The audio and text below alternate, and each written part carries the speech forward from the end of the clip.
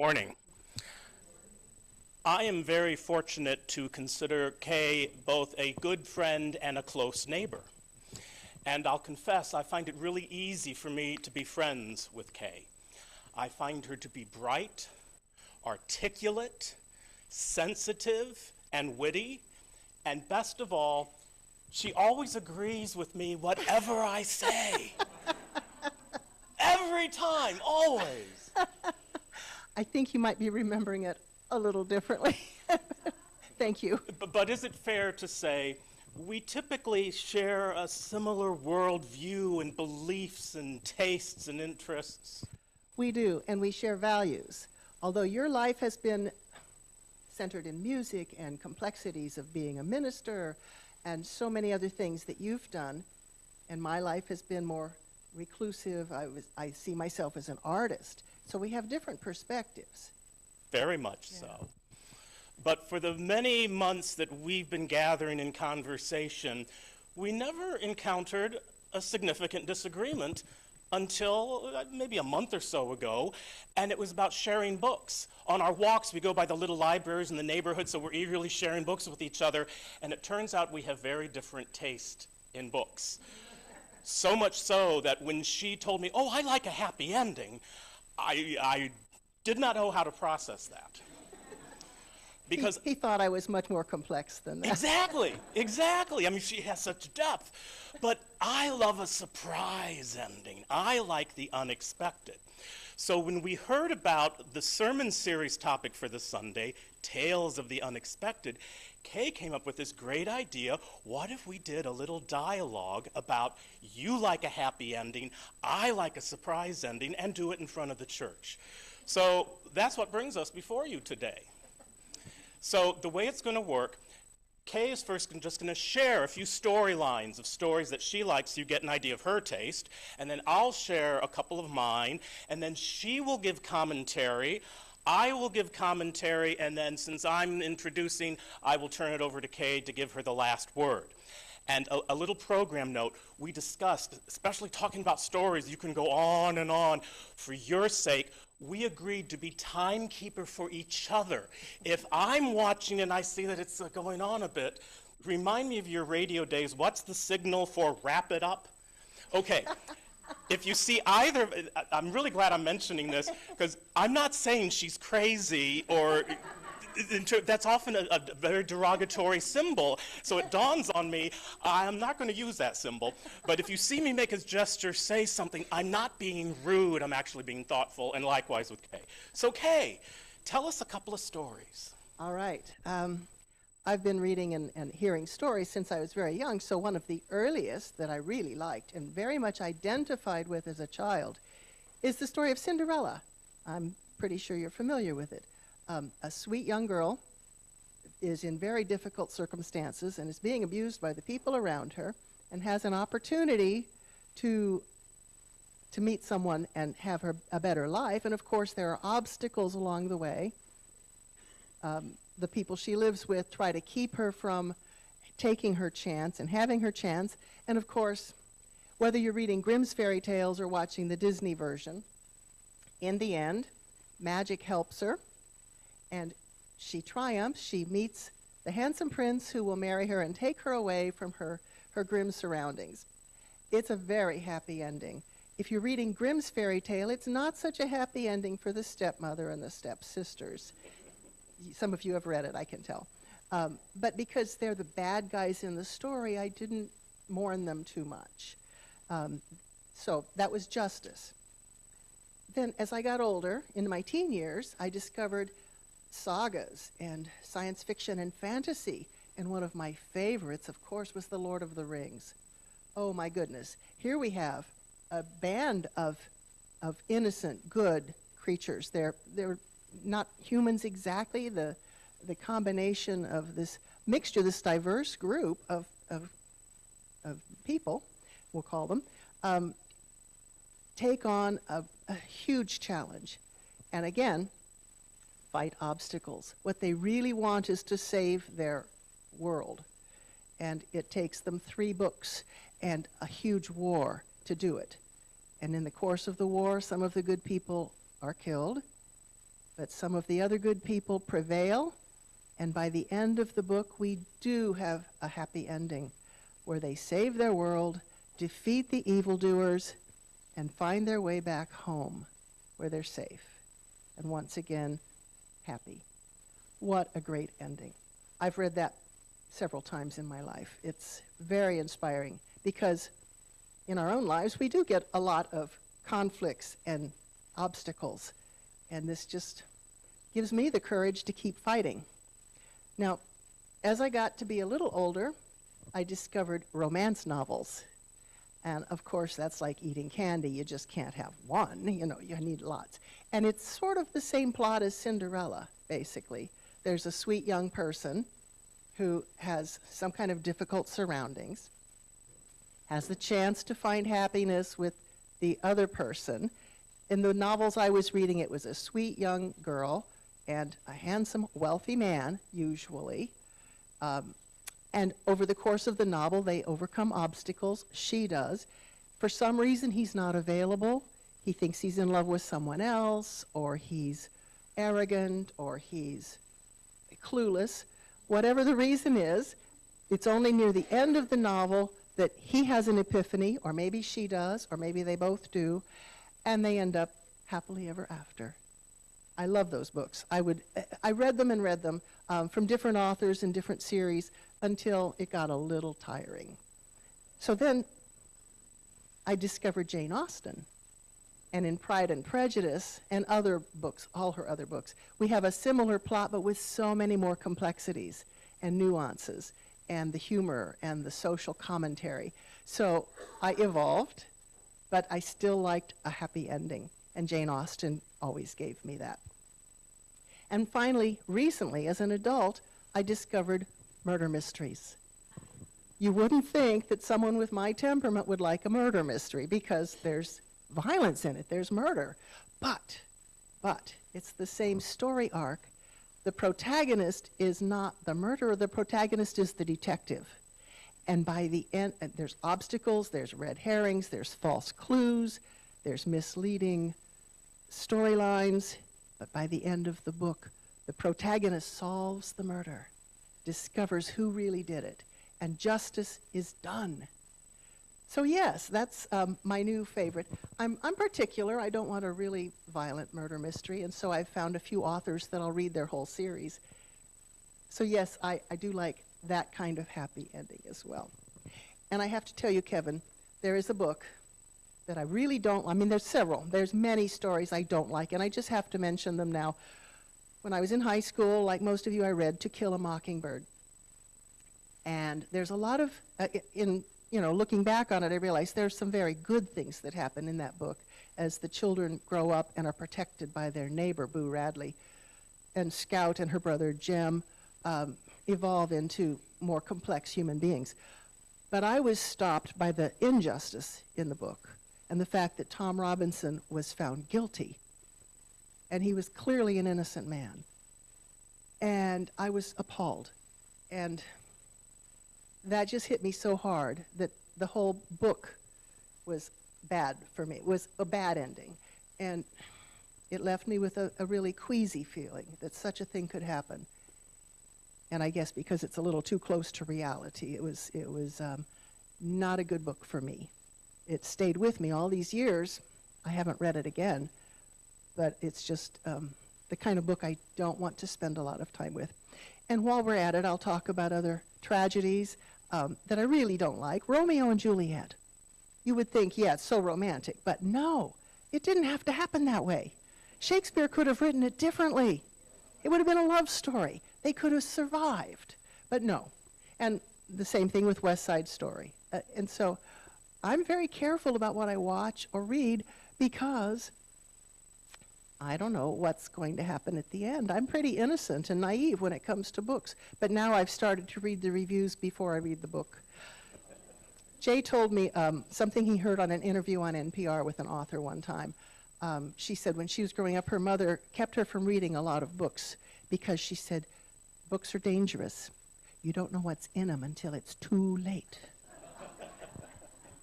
So those are my favorite types of books and the ones I avoid. And Kevin, tell me about yours. Well, you've demonstrated when she says she's a longtime book lover. If I was listening closely and correctly, all of those were books. Romeo and Juliet I read as a book. I realize it's a play. So indeed, some literary examples. I'm more of a product of the late 20th century. I have 3 examples. One's a book, one's a TV show, one's a movie. I grew up with The Twilight Zone. Rod Serling was so good at his endings. My absolute favorite show was called To Serve Man, or as I would call it now, To Serve People. But a product of its time, To Serve Man, this scientist has discovered that this moving object is coming close to the Earth. It's a flying saucer. It lands, and the alien comes out of the flying saucer, promising great things are going to happen. I am here to serve man. The scientist is skeptical. So the alien proves it. I have a book to let you know all the things I'm going to do to serve man. And so the scientist gives it to his assistant to figure out and decipher because it's written in alien. And while they're doing this, the alien is finding how to get food to all the hungry, find cures for all these diseases. So they're really here to serve us. This is great.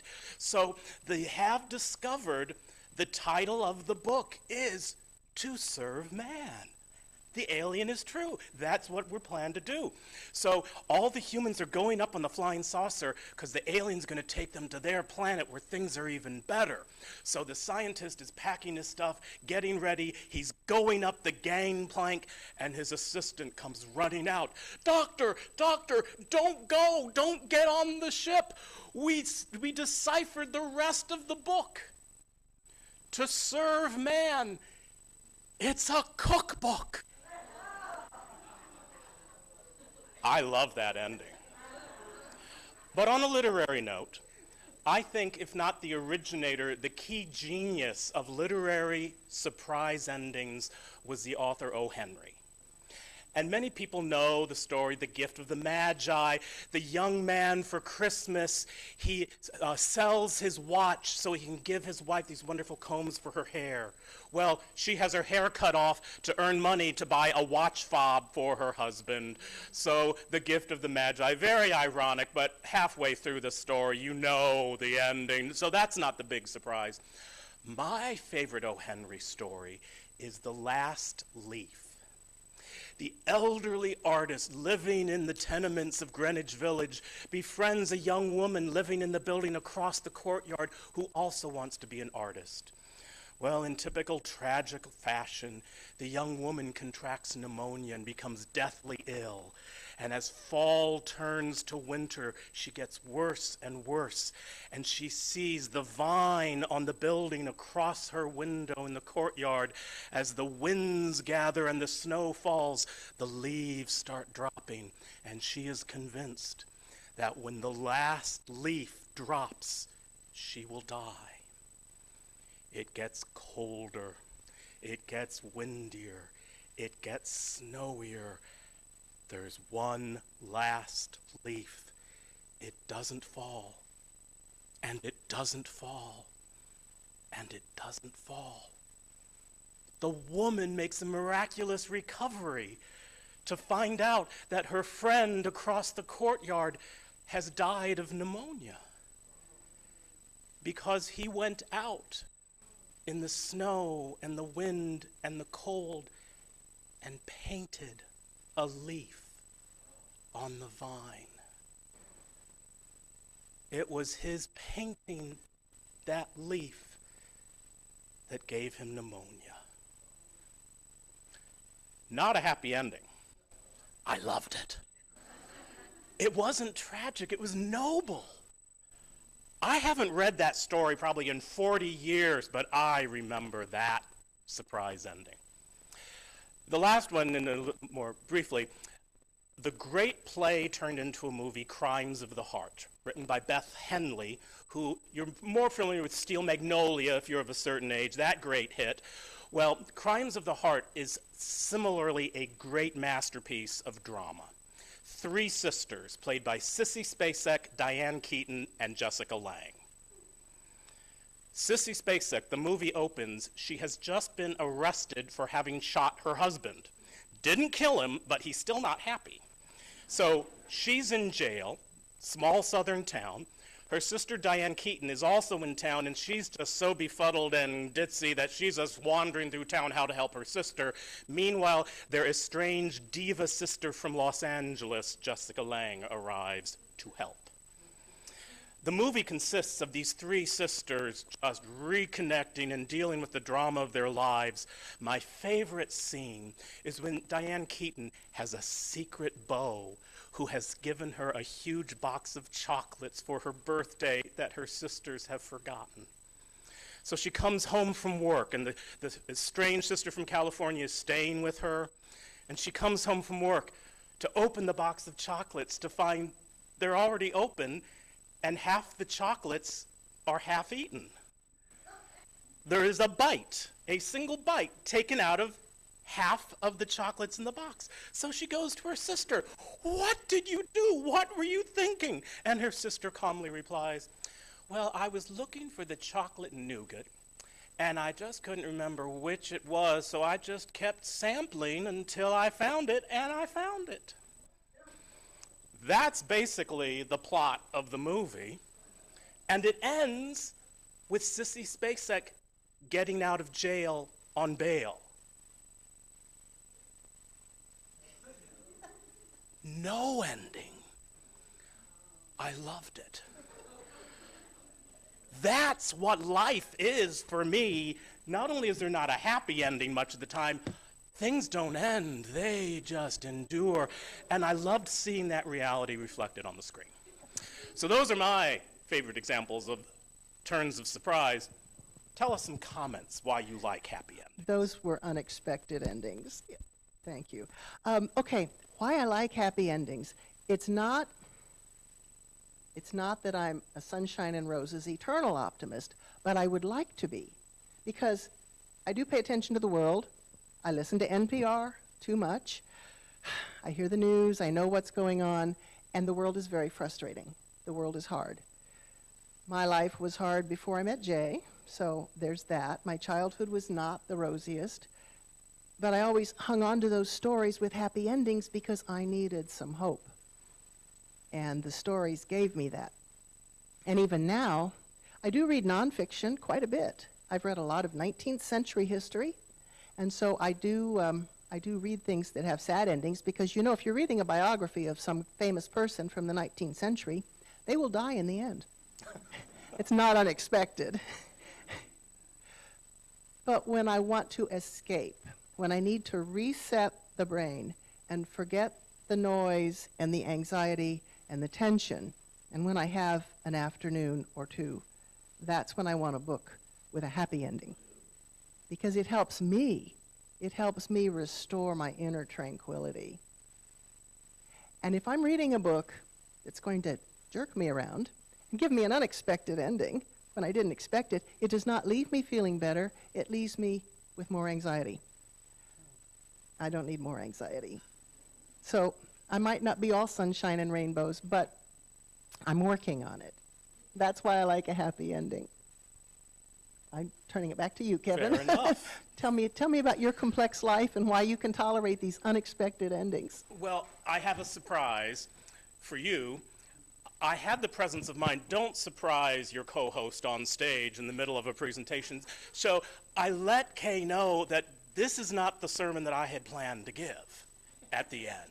So instead of telling you why I like a surprise ending, I'm giving you a surprise ending that surprised me, and not Kay, because I let her know that up until last week, I was doing all kinds of research on why people like surprise endings. And right at the beginning of my search, and the irony, we really have not practiced. I had no idea that you were going to mention NPR not once, but twice. And I'm glad I actually have some notes written down, that I actually have it written down here, the NPR story, Psychology of Plot Twists. And in parenthesis, you use an NPR, because the funny joke about that is, you know how you can tell you're in a UU church? You're more likely to hear people quote NPR than the Bible. I'm not even sure how many churches are going to be quoting the Bible 3 times today, but this is the 3rd time that NPR has been quoted because youths know where to put their trust and their belief. So I'm not going to tell you the content, but I can give you the link after, the NPR story, The Psychology of Plot Twists. So I'm doing all this research, I'm finding all this good evidence, and the more research I did, the more curious I got. So who are these people who like happy endings and why? So unbeknownst to Kay, I was researching her point of view because a good debater wants to know what their opponent is likely to come up with so I can shoot them down. Yeah, debate. So as I started researching why people like happy endings, there's a lot more of you folk than me. And there are a lot of really good arguments for why people like happy endings. And I listened and I learned and I realized I don't agree with everything I'm reading, but I'm also not finding anything that I think is wrong. It's just different. Now, Darylyn, I'm going to quote you from last Sunday. This is a surprise for Darylyn. Towards the end of her sermon last week, I did this from the I was like watching the sermon, so I hope I have this accurate, but the quote that I have from Darylyn's sermon, we need to be aware of other people who are living a different reality based on a different story. And part of your sermon, the brain science stuff that I'm not so scientific, so I had to listen through twice, what I have taken from that, the brain science is 2 different people can encounter the exact same information, and the way that their brain chemistry fires up and processes it, they can come up with 2 completely different outcomes. Even reality is subjective. Perhaps my brain is wired to like a surprise ending, just as perhaps Kay's is wired to like a happy ending. I lost interest in researching my point of view. I already knew what I believed. Kay's point of view didn't change my view, but it enlarged it. I learned to appreciate how we are different. I no longer felt the desire to defend or even explain my point of view. Disagreeing was no longer something I needed to fix or resolve or win. Approaching our disagreement with curiosity instead of judgment completely reframed my experience. It turns out I enjoy disagreeing with Kay. And some people might say, well, in that case, no one wins the debate. But technically, I forfeit because she did present her case and I didn't. So I'm just hoping, and I'm trusting that, would you be willing to say we both won? Yes. And that is why I have so enjoyed working on this sermon with Kay. I happily got the unexpected ending that I like. So I will give the last word to Kay. I get the last word, although you've said it so eloquently. No, I have learned this in all of our conversations, Kevin, that each of us presents a point of view, and they don't always match up perfectly. We do share values, but our perspective might be off in different angles. And I have learned from talking to you. We've had some very frivolous conversations, but also some philosophical ones. And so by talking to Kevin and listening to his point of view about books and about everything else in life, I have opened up my mind quite a bit. I still like a happy ending, but I have also learned to appreciate Kevin and to have conversations. I wouldn't even call them disagreements. Perspective, point of view, dialogues. And we have both deepened our understanding of each other and of the world, I think. And so I would say we have arrived at a happy ending.